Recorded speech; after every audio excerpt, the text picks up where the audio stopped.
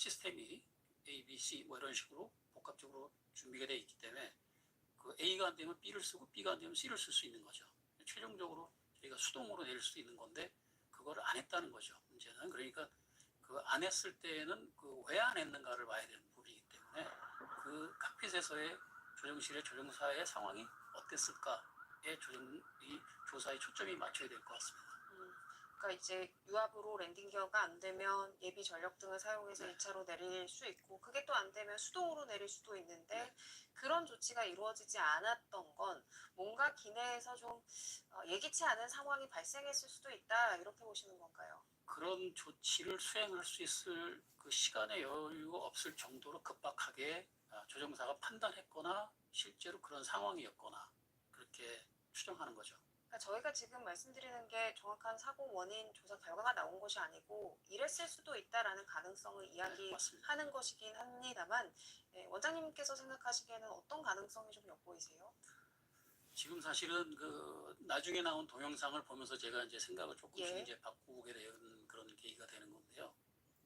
사실은 정상적이라면은 어느 조종사든지 그 사실은 다시 장주 패턴을 잡아서 관제 지시를 받아서 같은 동일 방향으로 단순하게 같은 방향으로 내린다는 게 문제가 아니라 그러면서 시간을 버는 겁니다. 내가 그 다음 조치들을 하기 위해서 그러면 다시 그 저제권을 하기 위한 어떤 그런 그 관제를 받아가면서 그 사이에 체크리스트에 나와 있는 수행들을 하는 거죠. 절차들을. 그러면서 절차가 다 끝나면은 이제 랜딩 기어도 나오고 플랩도 나오고 그러면서 내릴 수 있는 건데 지금은 그런 것들이 다 생략된 거라는 거죠. 시간적으로 봐도 분명히 굉장히 촉박한 시간이고요.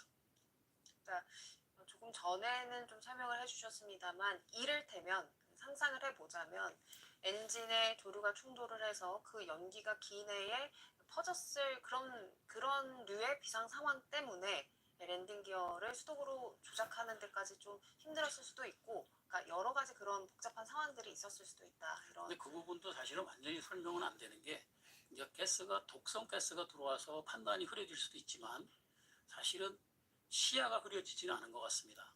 왜냐하면은 지금 접근하는 거를 보면은 활주로의 중앙선에 정확히 센터라인에 내리고 있거든요. 그렇기 때문에 조종사가 만약에 냄새와 연기가 같이 들어와서 시야를 가리는 경우다 그런 경우라면 사실은 활주로를 제대로 들어올 수도 없죠.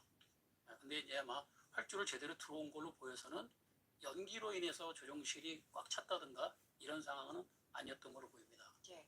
그리고 이제 메이데이 조난 신호를 했을 때 그 어떤 상황인지에 대한 디테일은 없었다라는 국토부의 설명이 있었거든요. 통상 조난 신호를 보낼 때 그냥 메이데이 구호만 그렇게 외치는 경우가 일반적인가요? 사실 시간 여유가 있으면은 예, 예. 듀투 뭐해서 뭐 때문에 해서 엔진 페일러라든가 아니면 뭐 어떤 상황 이렇게 설명해 주는 게 보통 통상적으로 맞는 절차인데 사실은 너무 급박하다 보면 메이데이 콜만 하더라도 사실은 그 바깥에 관제기관이라든가 지상이라든가 이런 데서는 저 항공기가 조난에 처했구나 판단하고 필요한 거를 준비해 줄 수 있죠. 근데 그 어떤 이유 때문이라는 거를 설명해 주는 게 사실은 지상에서도 그럼 내가 뭘 준비해야 되지를 구분할 수 있어야 되기 때문에 그래서 사실은 사유까지 설명해 주는 게 더 적절하죠. 예, 그러면 이 상세 사항을 차분하게 이야기할 수 있는 상황만은 아니었다고 저희가 또 추측을 좀 해볼 수 있겠군요. 이런 상황들에 대해서 이제 확보한 음성 기록 장치 등을 통해서 조사에 나설 텐데 조사 과정도 좀 궁금합니다. 뭐 통상 조사 기간이 짧게는 6개월에서 몇 년까지 걸릴 수 있다 이렇게 국토부는 설명을 했는데 여기에 이제 제주항공은 제조사인 보잉사까지 정보 공유를 하고 있다 이렇게 이야기를 했어요. 앞으로 어떻게 조사가 좀 진행이 될 예정으로 보십니까? 보잉은 사실 사고 주체가 아닙니다. 조사의 주체가 그렇기 때문에 일단은 저희 국토부 항공출도사고조사위원회가 사고조사의 주체가 되고요. 거기에 이제 보잉은 제작사로서 들어오고 그다음에 또 다른 조사 파트너로서는 미국 사고조사위원회 NTSB가 들어옵니다. 그다음에 미국 FAA도 들어올 수 있고요. 그다음에 항공기 제작과 관련된 부품 제작사도 들어옵니다. 그런 조직이 만들어지고 난 다음에 이제 본격적인 조사가 이루어질 겁니다. 예, 알겠습니다. 김인규 항공대학교 원장님과 이야기를 나눠봤고요. 또 정상빈 기자와는 조금 전에 있었던 제주항공